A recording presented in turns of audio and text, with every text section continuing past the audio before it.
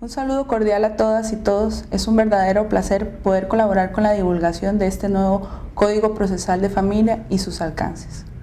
El tema que hoy desarrollaremos es el de la ejecución de resoluciones en el nuevo Sistema Procesal de Familia. Hay un ABC en el que se asienta el nuevo Sistema Procesal de Familia y del cual debe partirse siempre que se requiera de personas abogadas litigantes y personas juzgadoras con vastas competencias profesionales en el área del saber, del hacer saber, del saber estar y del saber ser. Los planeamientos y aplicaciones deben ser entonces de carácter sistemáticos, en atención y al espíritu y la finalidad de las normas como sistema. Ahora bien, debemos preguntarnos, ¿cuál es el espíritu y la finalidad de este nuevo sistema?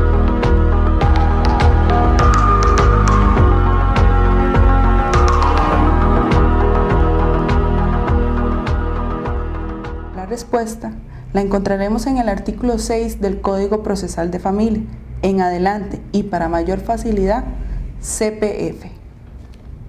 Ese espíritu y finalidad es la persona humana. ¿Y qué quiere decir que el centro del sistema sea la persona humana?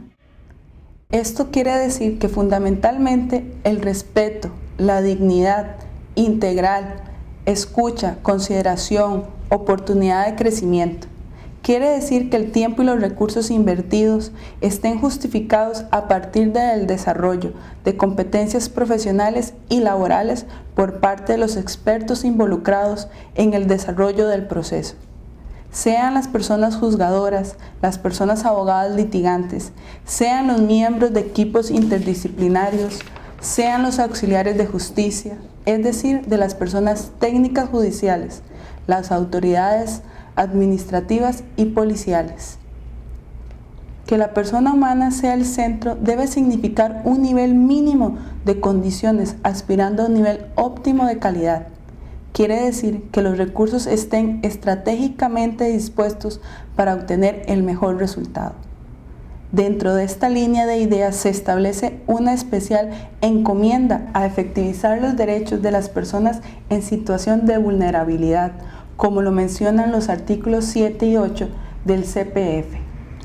A la par de tener la persona como centro del sistema, tenemos que recordar la instrumentalidad, la contextualización, así como la suficiencia normativa y los principios rectores de los cuales hemos hablado en otros cortos.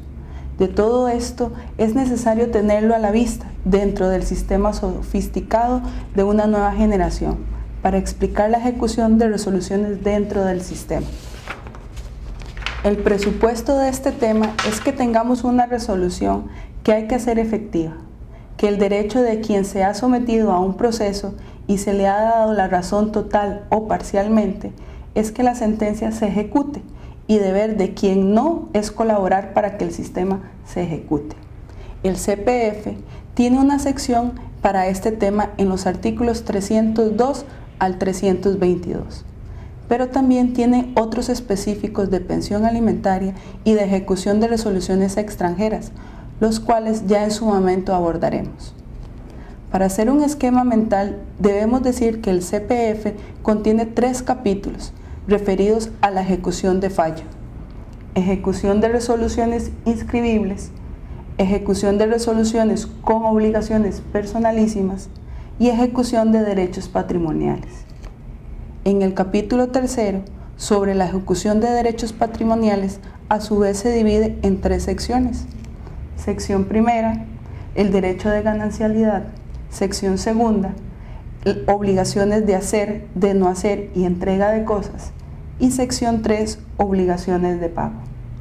Esta última sección de obligaciones de pago se divide en 2 subsesiones, a saber, subsesión primera, sumas no determinadas, subsesión 2, cobra de sumas líquidas. Como mencionamos anteriormente, el capítulo primero nos habla de la ejecución de resoluciones inscribibles, que se desarrolla en el artículo 302 del CPF, que dice que la inscripción de 2 sentencias ante el registro civil y registro de personas, todas las sentencias firmes que establezcan obligación de inscripción de estado civil, filiación, suspensión y terminación de los artículos de responsabilidad parental y nombramiento de representantes en los registros públicos se deberán ejecutar de oficio dentro de los 5 días siguientes a esa firmeza y podrá llevarse a cabo por medios electrónicos. Por otra parte, la inscripción de resoluciones con carácter patrimonial, el artículo 303 menciona que la ejecución de resoluciones de carácter patrimonial que impliquen inscripciones ante los registros públicos o privados se ordenará a petición de la parte interesada. El artículo 304 sobre la exención de pago de tributos en traspasos nos dice que en la inscripción de cualquier resolución que decida cuestiones patrimoniales entre excónyuges o entre hijos o hijas estará exenta de pago de derechos de traspaso. El capítulo segundo sobre la ejecución de derechos personalísimos, en cuanto a esa ejecución, tenemos que el artículo 305 nos habla sobre el principio de la tutela, de la realidad, que es cuando una de las partes pretenda la ejecución de una sentencia, acuerdo o resolución que trate sobre el cuidado personal de una persona en condición de vulnerabilidad, de un sistema de interrelación familiar o de la administración de bienes y han transcurrido un tiempo prolongado sin que se hubiera ejecutado. La autoridad judicial se abstendrá de ejecutarla en aquellos casos que en la realidad haga evidente que se ha consolidado una situación diferente de la que se pretende ejecutar y ésta beneficie a la persona en la referida condición. En este supuesto, la autoridad judicial remitirá a las partes a la vía de modificación de fallo y sin perjuicio del sistema del monto de pensión alimentaria vigente. En cuanto a las ejecuciones provisionalísimas, el artículo 306 del CPF se podrá ordenar de oficio, a petición de parte y en resolución fundada, la ejecución provisional de la sentencia, sin estar firme cuando se trata del cuidado de personas en estado de vulnerabilidad o de fijación de relaciones interpersonales. El artículo 307 nos habla sobre el cumplimiento coercitivo. Para la ejecución de lo resuelto, la autoridad judicial podrá ordenar el cumplimiento por medios coercitivos, incluso el allanamiento y el apercibimiento de las sanciones penales que correspondan en caso de negativa. Por otra parte, el artículo 308 nos habla sobre la competencia de los regímenes de relaciones interpersonales supervisados. La ejecución de un régimen de relaciones interpersonales de carácter supervisado para las personas menores de edad, luego de la firmeza del fallo, estará a cargo del Patronato Nacional de la Infancia o cualquier otro órgano estatal que realice labores en beneficio de esta población, sin perjuicio del compromiso que adquiera algún ente privado acreditado ante dicha institución. Si se trata de otras personas en condición de vulnerabilidad, será correspondencia de las instituciones públicas que trabajan en beneficio de ellas. Para estos efectos, estas instituciones públicas o privadas dispondrán del personal necesario en horarios no hábiles de oficinas y en los lugares adecuados. En caso de las organizaciones privadas que asuman la supervisión por voluntad propia, no podrán revocar su ofrecimiento, salvo por cuestiones autorizadas por la autoridad judicial. En todo caso, los funcionarios públicos o privados que lleven a cabo la supervisión deberán entregar informes sobre lo acontecido cuando así sea dispuesta por la autoridad judicial. El capítulo tercero desarrolla la ejecución de derechos patrimoniales. En su sección primera, el derecho a la ganancialidad, el artículo 309 trata sobre la legitimación y el trámite inicial. Una vez establecido en sentencia el derecho de ganancialidad y cuando se hayan individualizado los bienes sobre los cuales recae en forma concreta, cualquiera de las partes interesadas solicitará la ejecución, debiendo indicar los bienes declarados con derecho de ganancialidad y ofrecer la prueba necesaria para fijar el valor neto de estos. Cuando la petición esté en forma, se dará audiencia a la otra parte por 3 días para proponer cualquier otro tipo de prueba sobre ese aspecto del valor neto y en forma inmediata se ordenará traer las pruebas ofrecidas y pertinentes, incluyendo si fuera necesario y no hay acuerdo sobre el valor del bien, la de tipo pericial para la valoración del bien. En la convocatoria de audiencia conciliatoria y decisión final del artículo 310 dice que rendido el peritaje y los informes necesarios, se convocará una audiencia de conciliación. No existiendo acuerdo, la autoridad judicial emitirá dentro del tercer día la resolución final sobre el valor del derecho de cada parte y las obligaciones pecuniarias que asumen y a su forma de pago de conformidad con el artículo 41 del Código de Familia. En esa misma resolución se otorgará al titular del bien un plazo razonable para el cumplimiento de la obligación. Si no se cumple ese plazo, la persona acreedora del derecho de ganancialidad podrá pedir el cobro de la suma indicada mediante el procedimiento de cobro ejecutorio establecido en la normativa de cobro de las obligaciones civiles y mercantiles. Sobre la definición de los bienes comunes en ganancialidad, el artículo 311 nos menciona que tratándose de bienes en copropiedad de la pareja, no existiendo hijos o hijas menores de edad o existiendo no hay intereses en que se ostentará la custodia de ellos en permanecer con el bien y otorgar pago al otro cónyuge.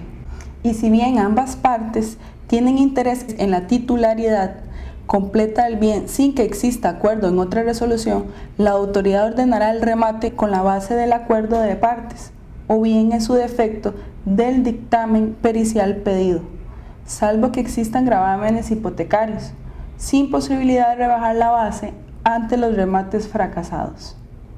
La sección segunda sobre las obligaciones de hacer, no hacer y entrega de cosas, el artículo 312 del CPF establece la ejecución de obligaciones de hacer son cuando se haya establecido en una sentencia una obligación de hacer.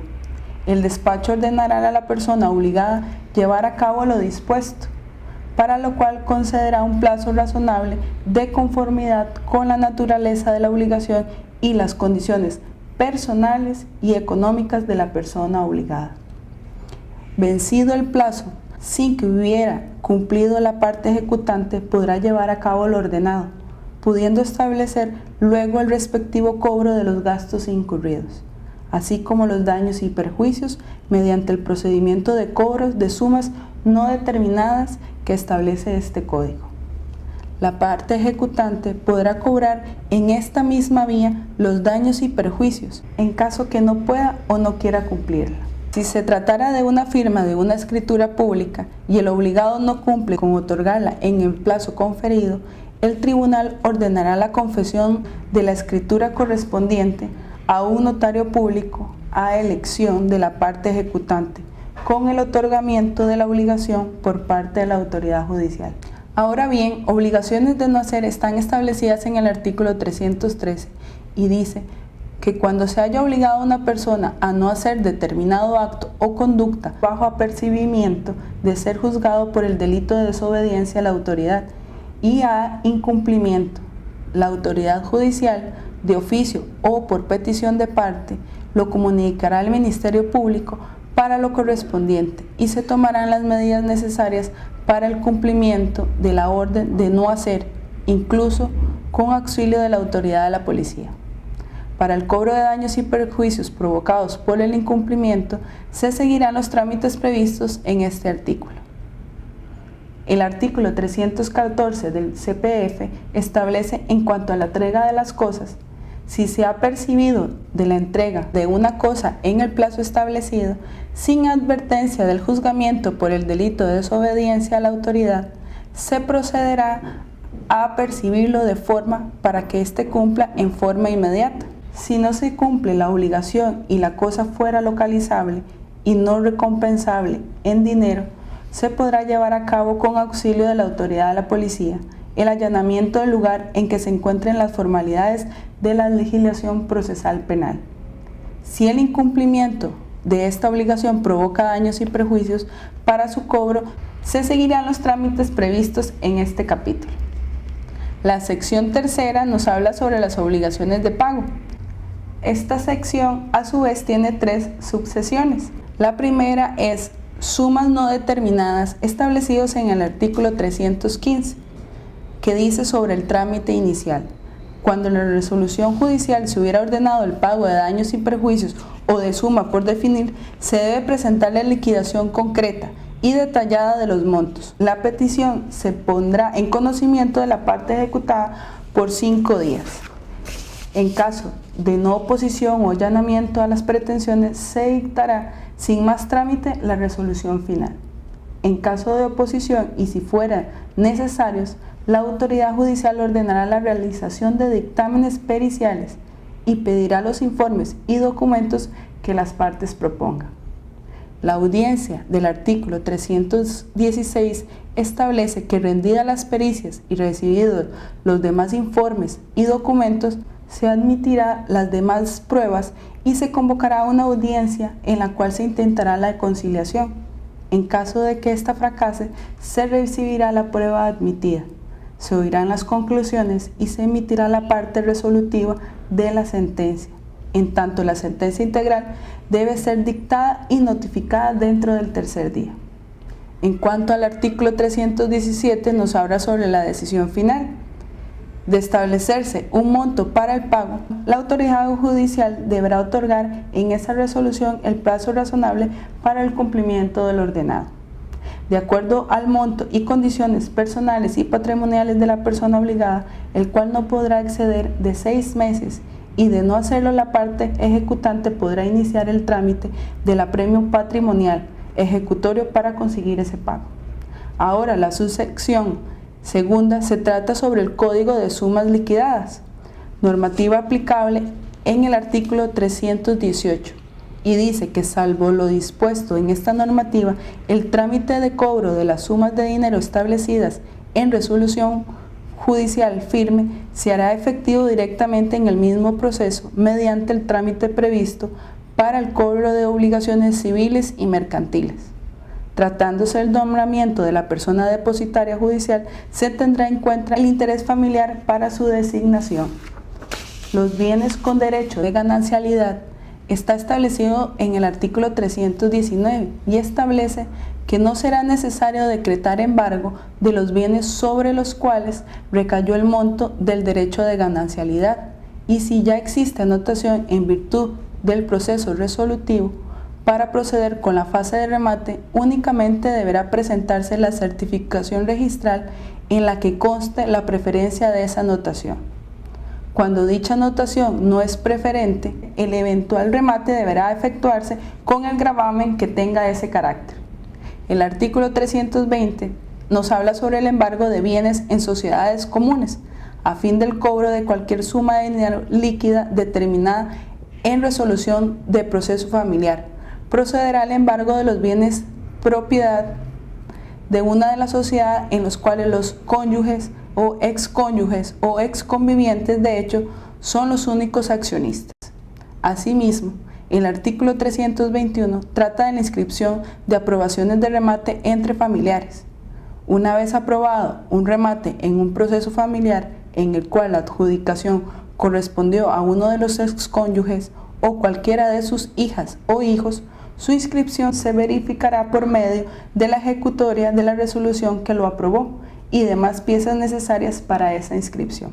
Por otra parte, la liquidación del producto de remate en materia de ganancialidad del artículo 322 nos dice que tratándose de un remate consecuencia del cobro del derecho de ganancialidad, el producto de este será liquidado luego de las deudas preferentes en el siguiente orden. Primero, intereses y costas. Segundo, gastos de cuidado y de mantenimiento del bien cuando se nombró depositario mediante resolución judicial. Y tercero, capital adeudado por el derecho de ganancialidad. El remate será devuelto al propietario del bien ejecutado.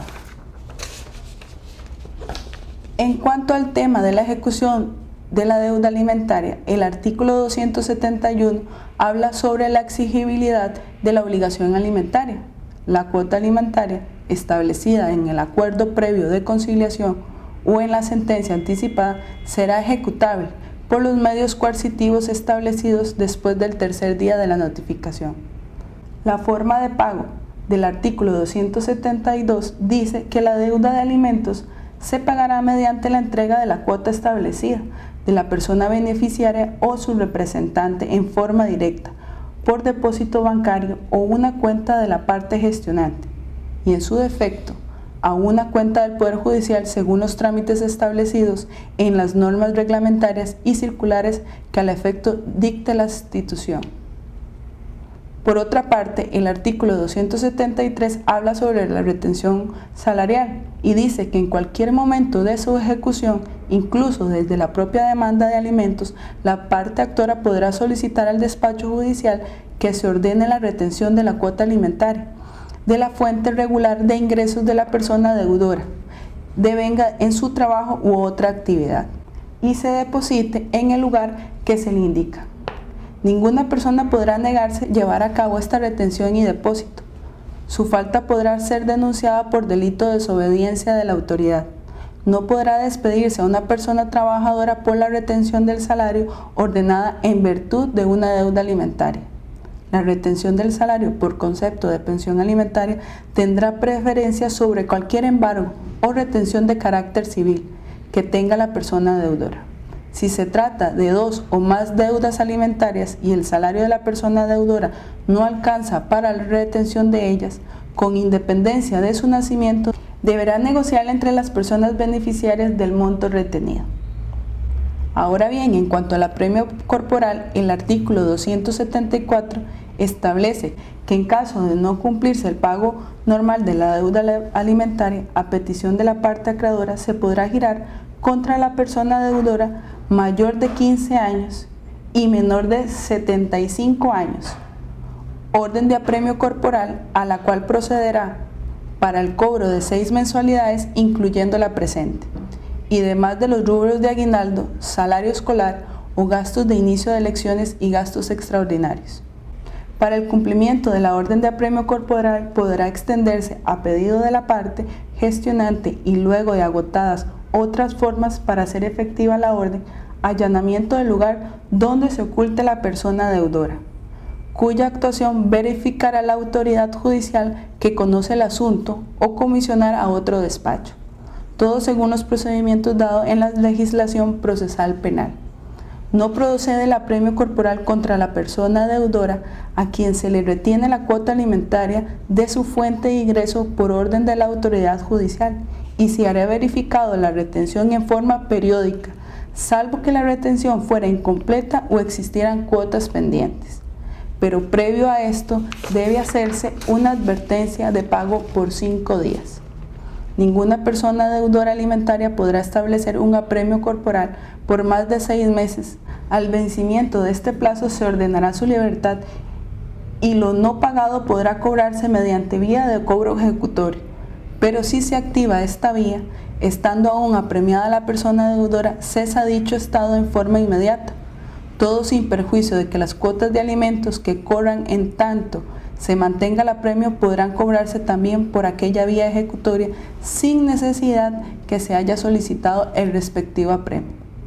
El cobro mediante título ejecutorio establecido en el artículo 275 dice que la resolución judicial firme que indique montos de las cuotas alimentarias ordinarias, aguinaldos, salarios escolares por la persona deudora y emanada por los despachos competentes, aunque se trate de mensualidades para las cuales no haya sido licitado el apremio corporal, podrán ser cobradas en el propio despacho judicial que conoce el proceso mediante la vía ejecutoria directa, solicitando que se ordene el embargo de los bienes en cantidad suficiente para la suma deudada, intereses legales y costos de la ejecución para su posterior remate, según lo establecido en la normativa referente a los cobros judiciales. Por otra parte, el artículo 276, en cuanto a los pedidos de autorización para búsqueda de trabajo y pagos en tractos, si la persona deudora alimentaria comprobara en forma satisfactoria, a juicio de la autoridad competente, que carece de trabajo y de recursos económicos para cumplir con el pago de sus cuotas alimentarias, se podrá conceder un plazo prudencial que no exceda de un mes, prorrogable a otro, para que cumpla con el pago de las cuotas adeudadas. El despacho podrá ordenar a pedido de la persona deudora el pago de tractos de una deuda total o parcial de alimentos morosos. Si se ha solicitado cualquiera o ambos beneficios, el despacho ordenará recabar en forma inmediata, sin audiencia de las partes, la prueba ofrecida y resolverá y notificará dentro de 24 horas siguientes, ordenando la suspensión en cuanto proceda de la orden de apremio corporal en caso de concesión de alguno de los beneficiarios. El artículo 277 se refiere sobre la liquidación de gastos extraordinarios pactadas. Cuando se trate de liquidar los gastos extraordinarios, se solicitará al despacho su cuantificación. Para estos efectos aportará la prueba pertinente, sin perjuicio de aquellos gastos de fijación prudencial. Se dará audiencia a la otra parte por 3 días y posterior a ello la autoridad judicial resolverá. Los montos establecidos se cobrarán por los medios dados en este código, incluso el apremio corporal. Por último, hablaremos sobre la ejecución de resoluciones extranjeras. Ámbito de la aplicación del artículo 338, que dice que las sentencias y resoluciones dictadas en el extranjero que se deban ejecutar en Costa Rica deberán cumplir con el requisito de autorización previsto en este apartado y debe ser admisible y procederá con su ejecución en el despacho que corresponda por competencia, materia y territorialidad. El artículo 339 nos habla sobre las normas sobre el cuidado de menores de edad y alimentos. Las normas relativas al cuidado o guarda de personas menores de edad con conflicto entre personas que viven en diversos países se ejecutarán y decidirán el acuerdo con el procedimiento especial de restitución dado en este código. Será la aplicación concreta y directa de las normas internacionales referentes a ejecución de deberes alimentarios decretados en otros países, mediante la debida adecuación de los procedimientos dados en esta normativa. Los requisitos para la solicitud establecidos en el artículo 340 menciona que con la gestión se deberá adjuntar la copia autenticada de la resolución expedida por el órgano competente del país de origen y se hará constatar que se han cumplido los requisitos diplomáticos y consulares exigidos en aquel país y en Costa Rica. Por otra parte, el artículo 341 nos habla sobre la improcedencia de la autorización. No procederá la autorización si existiera en Costa Rica sentencia firme, con carácter de cosa juzgada material sobre las pretensiones dadas en el fallo por inscribir, cuando éstas no sean competencia exclusiva de los tribunales nacionales o sean contrarias en los principios del orden público internacional de Costa Rica. En cuanto al procedimiento establecido en el artículo 342, dice que admitida la gestión en sus artículos formales, se dará traslado a la parte contra quien se dirige la ejecución, para que éste se manifieste dentro de los 5 días siguientes. Si no se conoce su domicilio, se hará saber mediante edicto publicado una vez en cualquier periódico de circulación nacional. Si se trata de un localizable en el extranjero, se notificará por medios consulares, en cuyo caso el plazo indicado aumenta a 30 días. Finalmente, el plazo se dictará la resolución y, de ser procedente, se enviará al despacho que corresponda para su debida ejecución. Si se trata de ejecución de simple inscripción, el mismo órgano procederá con la emisión de la ejecutoria correspondiente. Y para finalizar, el artículo 343 nos habla sobre el rechazo de la ejecución.